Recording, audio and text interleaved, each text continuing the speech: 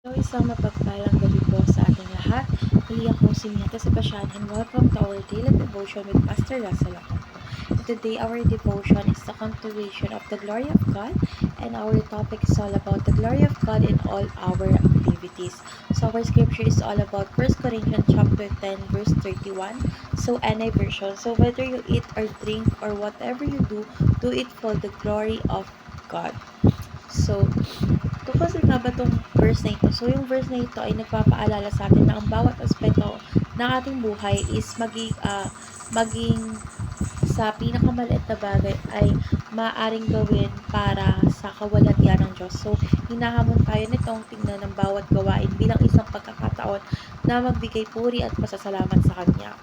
So, ngayon, dadako na tayo sa ating teaching. So, yung first teaching is God renews our hearts. So, ang Diyos ang nagbabago ng ng puso upang tayo ay makapaglingkod at makasamba sa Kanya ng buong katapatan. So, second is restore all our activities. So, sa bawat gawain natin ay may pagkakataong maging saksi ng kanyang presensya at layunin sa ating buhay. So, last is God redeems all creation sa sa mga ating mga aksyon is nakikibahagi tayo sa misyon ng Diyos na dahil nadalhin ng kanyang kawalatian sa lahat ng nilikha. So, ngayon dadako na tayo sa ating application. So, yung first application is dedicate our hearts for the glory of God. So, dapat natin simulan yung bawat araw na pag-aalay ng ating puso at isipan sa Diyos upang ang ating mga layunin at hangarin ay para sa kanyang kawalhatian. Second is offer all our activities as a form of worship. So, tumingin tayo sa bawat gawain bilang pagkakataon upang magbigay puri sa Diyos, uh, maging ito man ay simpleng gawain o malaking bagay. And last application is look at creation as a mission to redeem. So, dapat nating tingnan yung ating paligid at nilikha ng Diyos bilang misyon kung saan tayo maaari magdala ng pag-asa, pag-ibig at kapayapaan na nagmumula sa Kanya.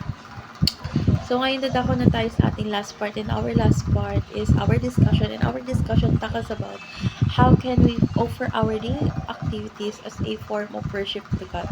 So, para sa akin is maaari natin ialay yung bawat gawain natin mula sa pagtatrabaho, pag-aalaga ng pamilya o pagtulong sa iba pa bilang paggalang at papuri sa Diyos. So, ang paggawa kasi ng mga integrity, pagmamahal or love at dedication is isang paraan upang makita ng iba ang kanyang kabutihan sa ating mga buhay. So, magpe-pray na po tayo. Panginoon, salamat po sa pagkakataong ialay sa inyo ang aming mga gawain. Naway maging kalugod-lugod ang bawat ginagawa namin sa inyo. Turuan ninyo kami na gawing pagsamba ang bawat gawain, maliit man o malaki, at gamitin mo kaming kasangkapan sa pagpapalaganap ng iyong kawalhatian. So, sa pangalan ni Jesus, Amen.